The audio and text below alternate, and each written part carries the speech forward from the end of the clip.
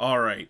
Today on SSYES, I'm giving you guys another easy one. It's just like a normal comedy film. Granted, it's a comedy film Michael has said he's not fond of, although he said he was willing to give it another chance, and I'm hoping I can change his mind because I love this movie. I think this is one of the funniest movies of all time. Today, it is the first annual SSYES Easter special, and we're watching Monty Python's The Life of Brian. I am happy to give this a second chance. I was a little worried when you said that. I would like to give Life of Brian a second chance. It is very possible I was not in the right mood when I watched that. I'm looking forward to this one. Hi, what?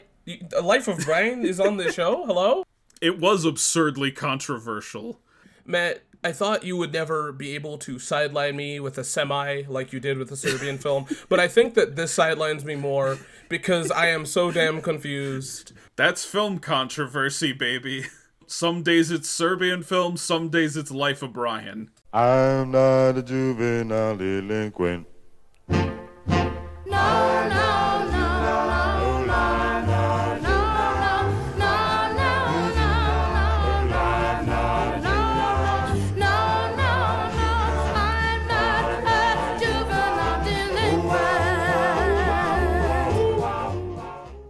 Happy Easter, sickos. It's your host, Matt Presents, and here in the box with me are my two co-hosts. Hello, I am Spinal Norm Man. I was going to insist you be Spiny Norman for this episode. Yeah, it kind of makes sense to be. I don't know. I don't know my own identity, but in this episode, Spiny Norman works best. How about you? Do you know your identity? Nope, I'm just here. Okay. I'm that kid that snuck in from the last theater, you know? No, yeah, Chris bought a ticket for a PG-13 movie. Yeah. And snuck in here.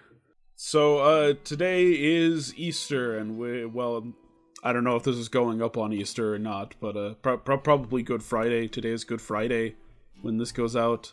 Maybe Easter. So we are watching Monty Python's The Life of Brian to celebrate. Because, guys, I have an idea for, like, a Christmas episode. Like, there will be Christmas episodes, but not that many. Easter, we can do every year. There are so many movies we can do for Easter. Because all these years later, Jesus Christ is just as controversial a figure today as he was in Jerusalem 0 AD. Yeah. And today we are watching a film that got people pretty upset because of its depiction of Jesus. Now, in the last episode, we called the people who were upset over freaks, like, the pansiest ass bitches. I guarantee 90% of the people who were upset about Life of Brian did not see the film. Yeah. British film. There was controversy in Britain, but, like, not near as much as there was in the States. We were way more upset about it than the British were. Makes sense. Protested across the country, banned in a few places, I believe. Which, when you actually watch the film, is kind of ridiculous. I think it's almost pointless to say, like, I think any reasonable Christian can watch this movie and come away from it not feeling as though their religion has been offended. Reasonable. Yeah. The key word in that sentence was reasonable.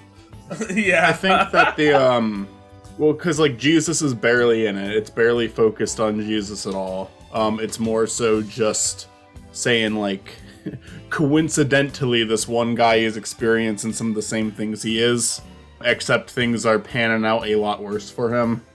Yeah. It feels like it's making jokes around religion without, like, deliberately, like, bashing that religion. I'm ready to go into this one, giving it a second chance. I did not really enjoy it that much the first time I saw it. Except for there was, like, a song in it that I liked, and there was a couple of jokes I laughed at more so near the end of the movie. But I'm ready to just accept I wasn't in a good mood that day, and this is actually good. The film originates very much in the same way that Mel Brooks's History of the World Part 1 comes about, because the Pythons were asked, what's your next project? And one of them just, like, trying to get rid of the reporter was just like, Jesus Christ, Lust for Glory. That's our next movie. We're making a Jesus picture. And, they didn't really make much of a Jesus picture, but he's there, I guess. Yeah. Yeah, no, it's just in terms of the controversy, it's kind of, this is just a funny story I have about it, because I need to, like, look up some of these old news reports and see if I can find him, and I don't know if he ever actually made it on television, but my dad and his friend were playing hooky from school, and they showed up to one of the showings of the movie because it was a story on it being picketed, and because it was a story on the protest outside of the theater. And he got recorded and interviewed on television. He was just really worried about that because his parents didn't know he was supposed to be in school. And he was like, "Oh shit, are my parents gonna see this?" It's funny because Olivia's mom dated a guy. That was their first date, even though Olivia's mom's mom didn't want them going. So it's funny that that there's a parallel story, and I feel like there's so many of our parents' generation that have a similar story to that. But my dad's been a big fan. He's the reason I have any knowledge of it whatsoever. I mean, I probably would have heard about it. It was big, but I probably wouldn't have watched it without him. Here's the fun thing, Pink Flamingos maybe not so much, because I did know quite a bit, but Freaks, a Serbian film, Caligula, all of them I sat down and did a little bit of research before our episode got started, so I'd have stuff to talk about. Not Life of Brian. There was just a year in high school where I consumed every bit of Monty Python behind the scenes material I could get my hands on. So I know a lot about this movie. Nice. I know the Pythons like this movie better than Holy Grail. That doesn't surprise me. It's their later work. And it's also the one that seems to have been more fun to make. Mm-hmm. Because Holy Grail, they were filming in dreary old England. They were wet half the time. Right. This one, they were out on, an island somewhere. Mm-hmm. That makes sense. Just enjoying themselves. They had a much better time making this movie. No one wanted to make it. It got funding from, rock stars. This is also true of Holy Grail. All of Monty Python's film efforts have just been funded by various rock stars. George Harrison had money in this one. I think Pink Floyd had money in this one, and Zeppelin had money in Holy Grail. So they were just funded by rock stars. Hey, that's one hell of a way to get funded. So with that being said, if any rock stars want to fund this show... I think this might be a shorter one, just because we might just be sitting here enjoying Monty Python. Yeah. We're not going to be joking about it. We're just going to be yeah, this is a good one. But I mean, it's film controversy, so here we go. Yeah. Absolutely fits the theme of the show. It'll also be interesting to see if I actually enjoy it this time. Because, it has happened to me before. I've watched a movie and I just wasn't in the right mood for it, and then I associate it as a bad thing. Yeah. I know I've gone back to films and enjoyed them. That was me with The Usual Suspects. I know that movie's not a comedy, but hated it the first time, really liked it the second time. I think it was just because I was less confused the second time, because I understood what was going on. Anyways, let's dive into the movie. Is this the end of Gangster's Paradise? Yeah. It does look a lot better than Holy Grail. Yeah, I mean, Holy Grail looking cheap is part of the joke, but I think Meaning of Life also looks a lot better than Holy Grail.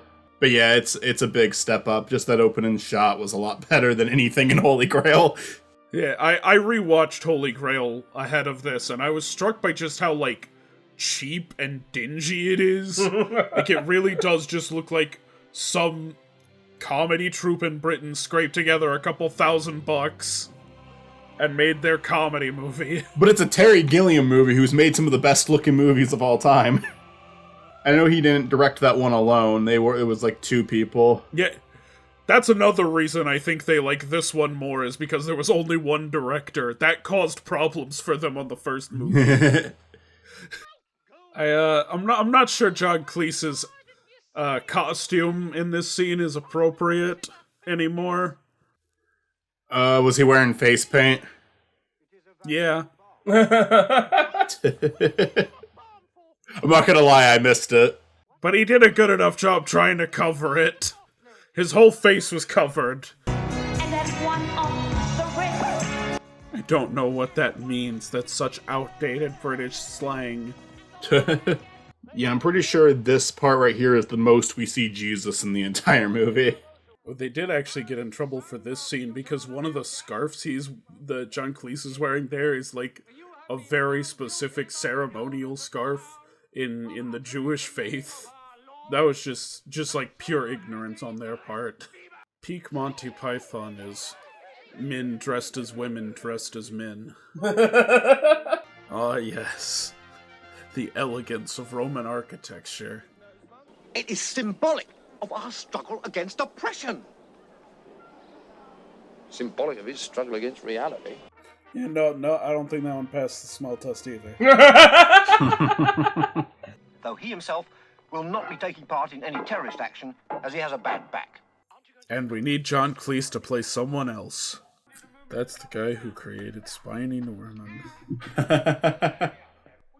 This is what he's gonna do to you when he finds out you've stolen his character. I'm gonna have like this guy's mindset 10 minutes in.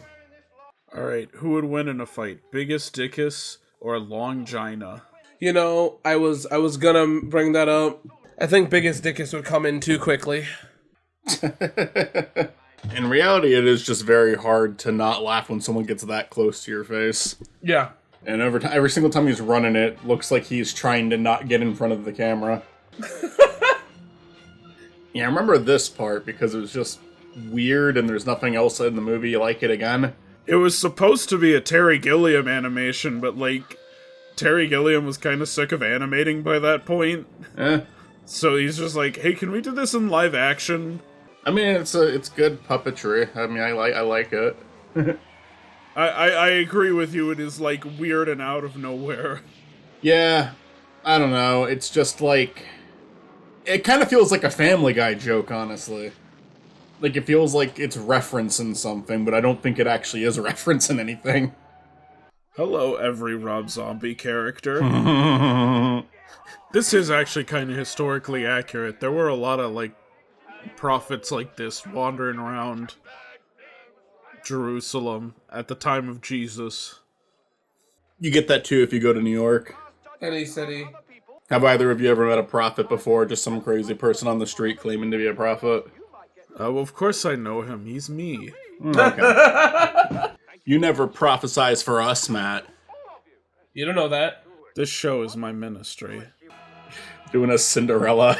Yeah. That's a really well-composed shot. Yeah.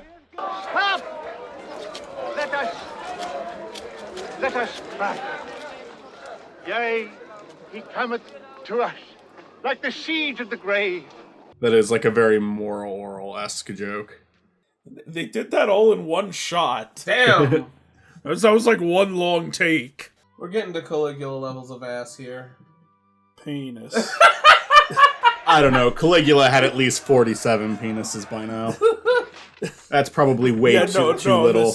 Yeah, we're I'm not like saying it's 1%. exactly Caligula. I'm just saying, like... They didn't even show the old guy's penis. The old guy's penis was covered in hair.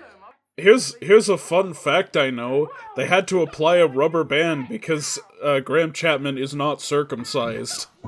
Well, if it's not a personal question, are you a virgin? If it's not a personal question... That is one of my favorite reoccurring things in Monty Python's humor, is just a character repeating something the other one said in disbelief. It's just a scratch. A scratch! It's kind of funny that for the gay member of Monty Python, Graham Chapman played the straight man in both of their plot-driven movies.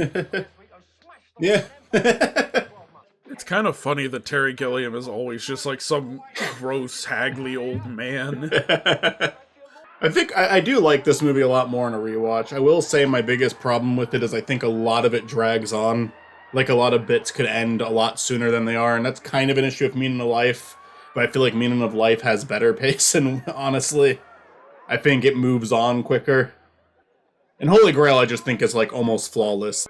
They did not do a single useful thing in this movie. I guess no one did. I guess that's the moral of the story. But they were few of the only characters that were actually trying to. Yeah, this ending was one of the things I liked about it even back then. Like, this final scene is great. Oh yeah, end song's great. Yeah, it's really good. And Eric Idle's back on the cross as a different person. Yes. I think it's funny that they keep like, oh, Brian's gonna be saved, and then no, he dies at the end. Yeah, but it ends on a bright note. And I love this song. It's like, there's a lot of good Monty Python songs. This might actually be the best one. Yeah, I had their album that was like all music, all the songs from like their shows and movies. Yeah. Some woman with a fake beard up there. Did this movie break even? Probably. It was kind of a cheap film to make. I feel like Terry Gilliam's response to my existence would be like, what? Okay, whatever. Fucking loser. Let him have it. Well, let's crucify him. or get crucified. They bring crucifixion back. Yeah, just for Spiny Norman. The crucifixion of Spiny Norman. I haven't seen this movie in a while. This is my first time watching it. Probably since like high school. Maybe I watched it like early college. And unlike you, Michael, I'd say I probably like it a little less than I did then. I still think it's a great movie. I'm just talking about going from like a 10 out of 10 to a 9 out of 10. It has its down moments. It definitely has its down moments. To be fair, I hated it back then. And I think it really was. I don't know. There was always a part of me that felt like that might be the case, but because what happened is, it was a day, I remember what it was. It was a day where I was already tired. I had a friend come over and we filmed a bunch of videos together. Like, this was like either at the end of high school or the start of college. And once we filmed all this stuff, he wanted to show me Life of Brian, because it was the only Monty Python movie I haven't seen yet, and he loved it. I was like, all right, let's see, let's watch it. I was already really tired, though. And I think some of the pauses in this movie, because I do think there are pauses in between the laughs, I think I felt them so much stronger then. And I think there was also it was also just, you ever have like a weird experience where you're watching a movie with a friend and like they're not laughing, so you kind of stop laughing too? Mm-hmm. Yeah, I mean, I get what you're talking about, yeah.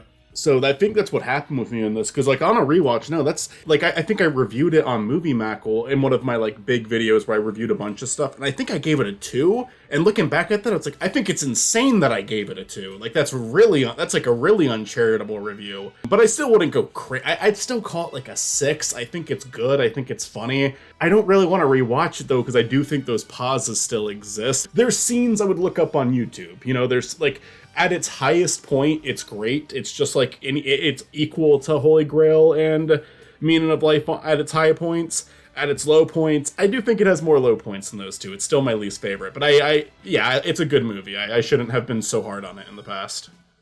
I admit it has its down moments, which I don't think Holy Grail has. I think Holy Grail is like perfect start to finish. Yeah. So yeah. Holy Grail is like one of the great comedies. What do you think, Chris? Well, Holy Grail is literally like the Holy Grail of like comedy films. This is just for me like, I don't know. I don't look at Monty Python too critically. I feel like this is like one of those surefire, like if you like Monty Python, you'll like this kind of films. Yeah. No, I absolutely still love this. Because like it's still the humor, and if you I guess in comparison to others, sure, but like I'm not saying that they're the same shit over and over again. But like Monty Python, I'm confident I'll get a laugh out of at least somewhere. Yeah, even like Monty Python's worst episodes probably had a good laugh in there. As for addressing the controversy, we kind of haven't, because we kind of just went, yeah, it's stupid. These people probably did not even watch the movie. I think 90% of the people who were upset by this film did not watch the movie. Well, because even if you're like a very religious person that doesn't want to think of the message of the film, you could still like watch it and see like, okay, they're not making fun of, like they could see it as, yeah, it's a false prophet, you know, like, so I don't know, like I can't see any like room for them to complain about it. I guess some people just don't want you to make light of the Bible at all. They don't want you to make light of like the history at all. I think that's what it is. Yeah, that's really it. because it's a very easygoing. I love religious satire. I mean, I absolutely love it. Like fucking South Park, Book of Mormon, Moral Oral. I love religious satire. I'm not like a super anti-religious religious person. I think it can do good for a lot of people. But I think it's fascinating, and that's why I think that so much good humor comes from it, because it's what affects so many people's lives. It's like what it changed the course of so many lives, and not always in a good, more often than not in a good way. I mentioned at the beginning that this has the same backstory as Mel Brooks' History of the World Part 1. That film, I would say honestly, gets a little more blasphemous than this one, I think. It's a little more, like, poking fun at the Bible. Like, there's a scene where Moses come down off the mountain with 15 commandments, and then he drops one of the tablets, and then he's like, 10 commandments. And I'm like, that I think is, like, way edgier than anything in this movie. You know what it probably is? That movie may have been marketed more towards, like, just, like, history in general of this movie. Like, you said that one of the people working on it, like, what did he call it again? You said at the beginning of this? Yeah, the fake name they made up that led to this movie existing was Jesus Christ's Lust for Glory. So it kind of feels like on the marketing standpoint, or just how, like, the cast members were talking about it, it kind of felt like there was, like, an intent to upset people, you know? I also feel like it's just the time people are more sensitive about religious things. Mm-hmm. I mean, that doesn't go away for a long time. Oh, no, for sure. I think the reason why I say this is because, like, I remember having, like, religious issue panics. Not personally, but, you know, there was that kid that couldn't do or watch certain things.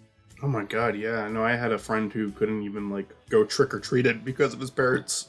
Yeah. I was that kid. Hi, Matt. You've told me that. I forgot about that. But, like, I feel like that's probably why. Like, if this was made today, I don't think there would be as much controversy, at least about, like, the concept of what it is.